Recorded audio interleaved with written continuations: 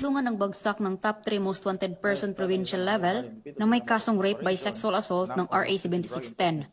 Matapos itong maaresto sa sitio Tugas, Banawag at Shepherd, Barangay Guadalupe, Cebu City, noong ika-27 ng Setyembre ng taong kasulukuyan. Kinilala ni Police Major Mark Eric C. Papong, Station Commander ng Police Station 9 Cebu City Police Office, ang suspect na si alias Mel, 35 anyos, na residente ng naturang lugar. Ayon sa ulat ng mga otoridad, ang suspect ay naaresto sa bisa ng warrant of arrest para sa kasong rape by sexual assault, Article 266A, Paragraph 2 of the PRC in relation to Section B of RA 7610 o Special Protection of Children Against Abuse, Exploitation and Discrimination Act na may 1 milyon na rekomendadong piyansa.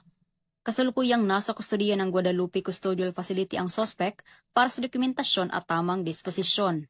Paalala lang po sa ating mga kababayan na huwag magdalawang isip na tumawag at mag-report sa ating kapulisan kung may mga kaguluhan. Bawat tawag ay mahalaga para sa kaligtasan ng ating komunidad. Maraming salamat po. Mula dito sa Cebu City, ako ay inyong Police News Network Correspondent, Patrolwoman Flora May Azares, alagad ng batas, tagataguyod ng Balitang Pulis.